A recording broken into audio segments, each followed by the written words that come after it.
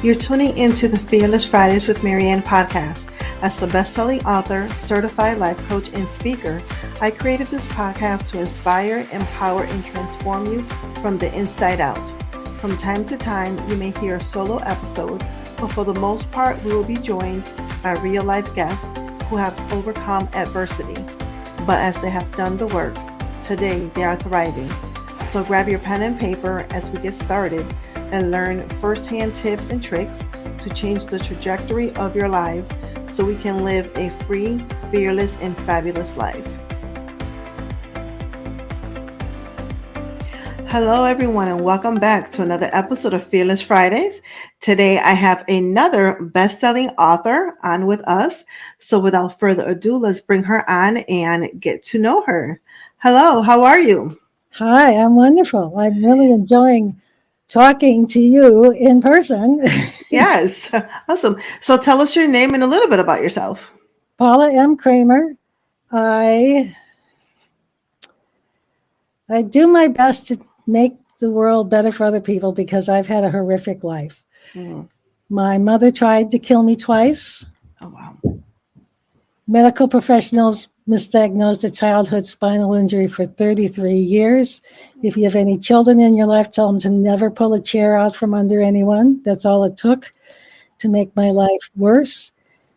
And my husband died when our daughter was 8 months old. So by age 28, I was coping with all of that. And I got through it by saying positive things. Well, but first by listening to positive words I could trust, and then saying positive things to others that they could trust, and saying positive things to myself. I do not say anything positive to myself.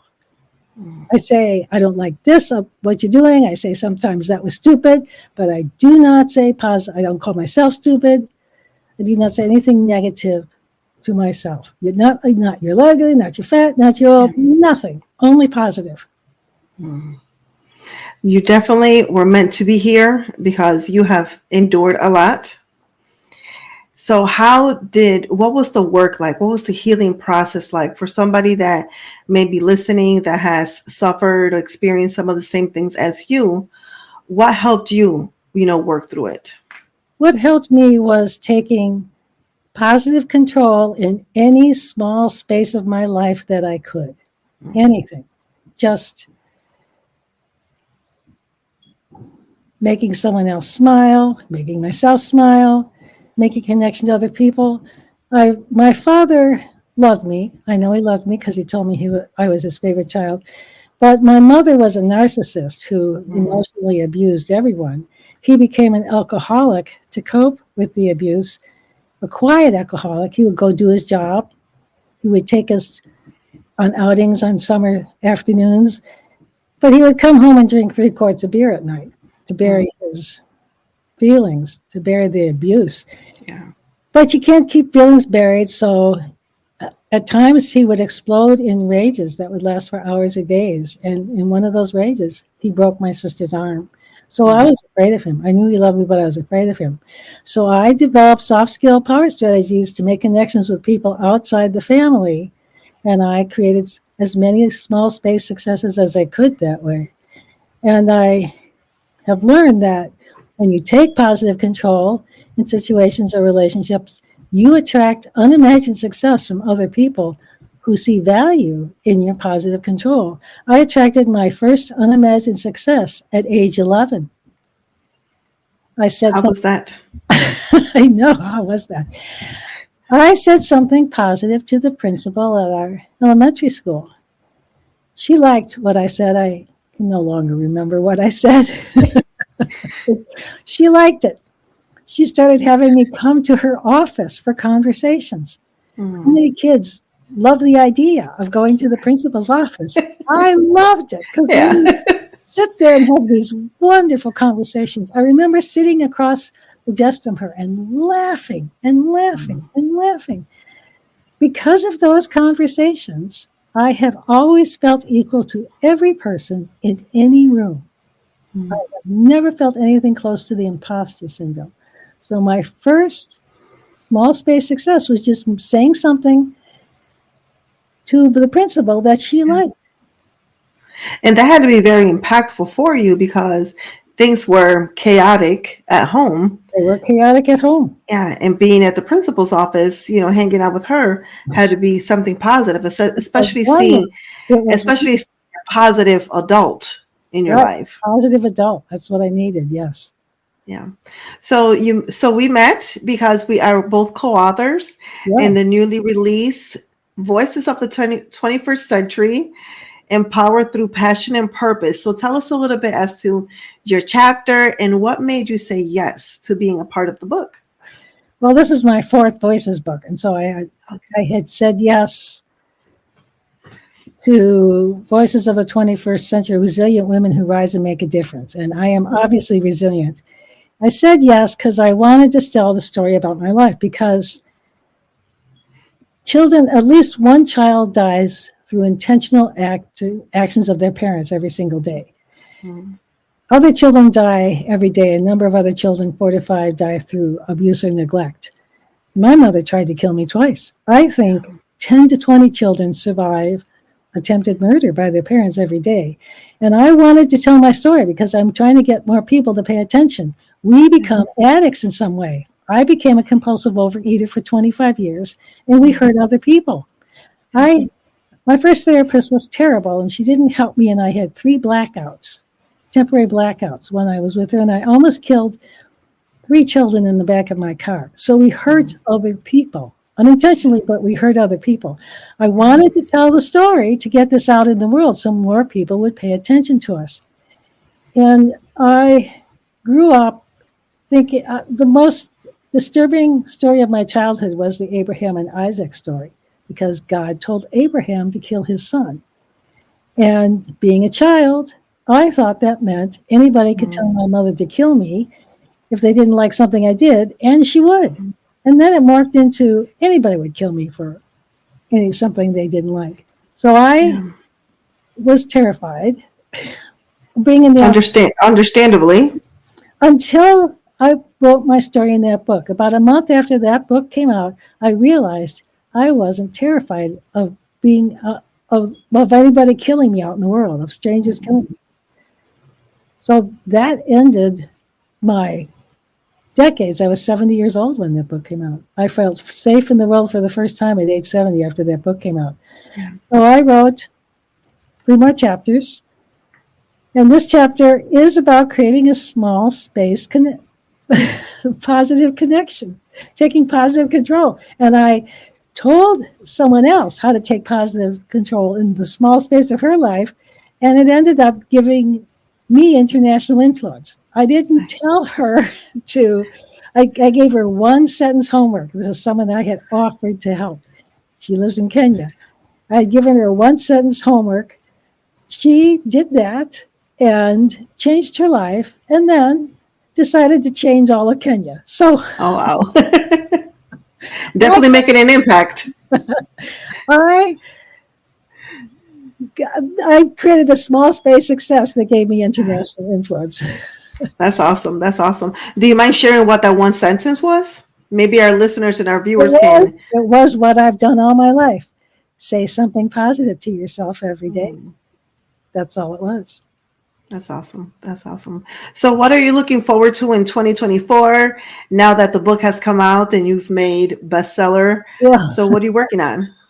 Well, about 2.5 weeks ago, I launched my online my courses website for online self-study courses, teaching other people to use soft skill power strategies in their own lives so they can attract unimagined success.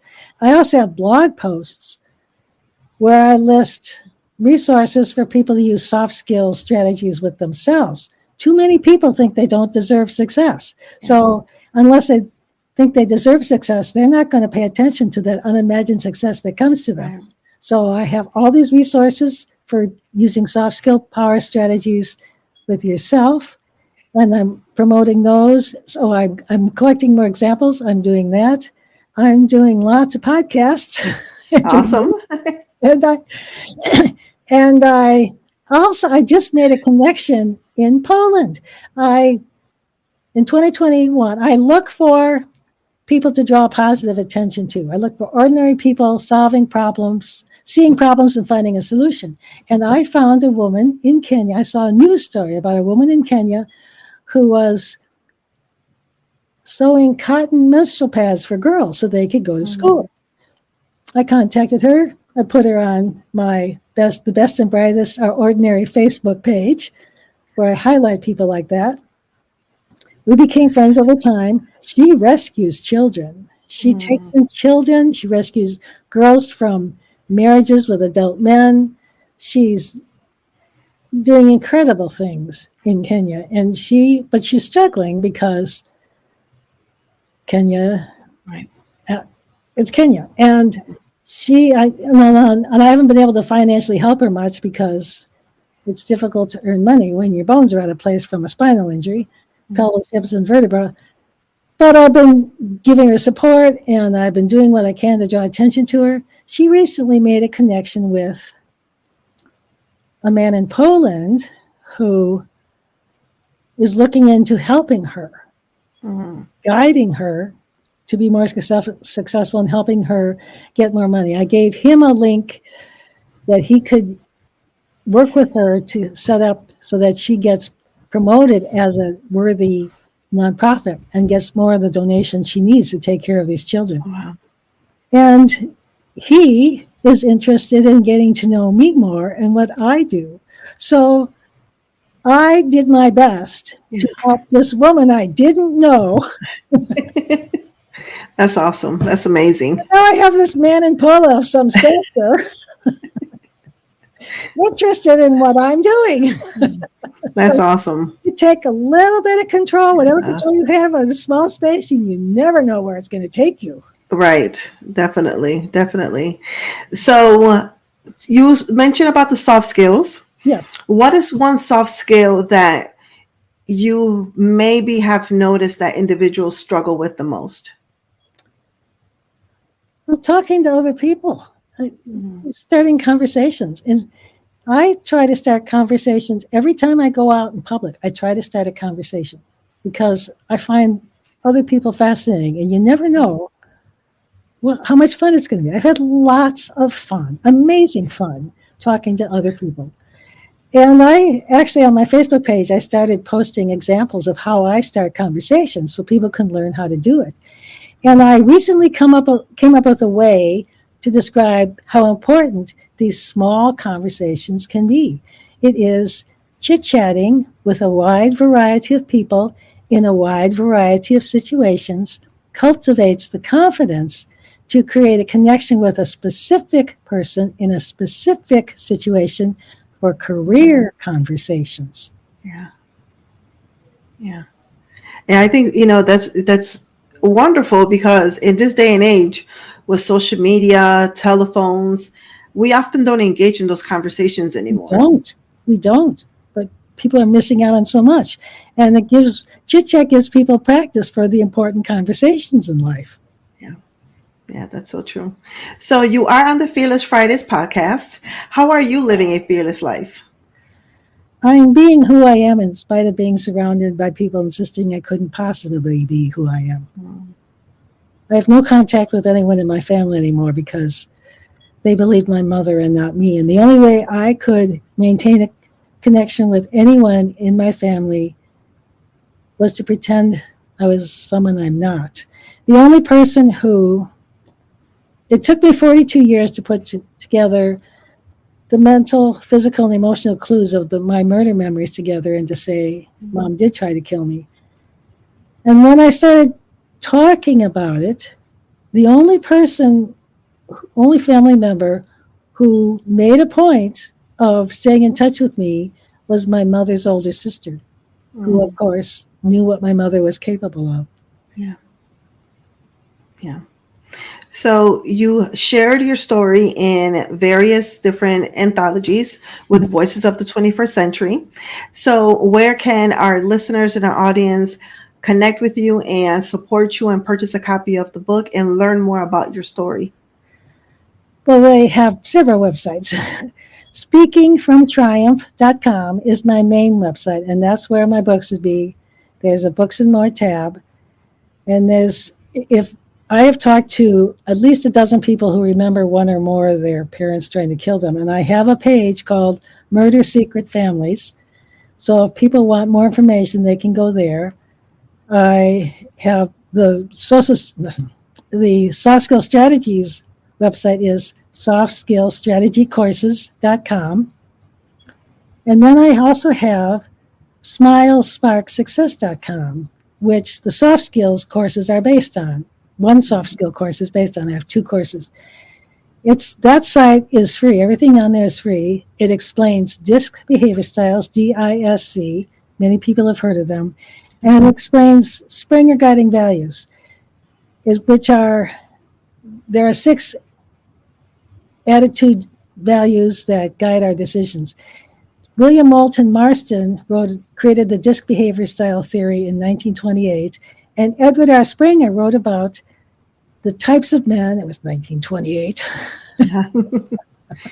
and the 6 attitudes values in 1928. And this information is, a lot of people have researched this information and used it their own way because neither one's copyrighted their work. So anybody can build on it, which is what I've done. And so I've created this website where everybody go and for free figure out their DISC behavior style, their guiding values, figure out what they can do to ease their stress, how they can talk to other people, what they can say about this is what I need because this is my behavior style and this is my guiding value. That's all free. Awesome. And I'll make sure to capture all of those links and put them on the show notes. Any last parting words as we get ready to wrap up? I like to say that creating success in small spaces create the victories of life. And the first small spaces where I took positive control were my ears and my mouth, what I listened to and what I said. Everybody can start with their ears and their mouth. Yeah, I love that. Thank you so much for being with us today, Paula, and for sharing part of your story with us. Thank you, Maryann. It was a wonderful conversation. Thank you. Thank you so much for listening to the Fearless Fridays with Maryann podcast.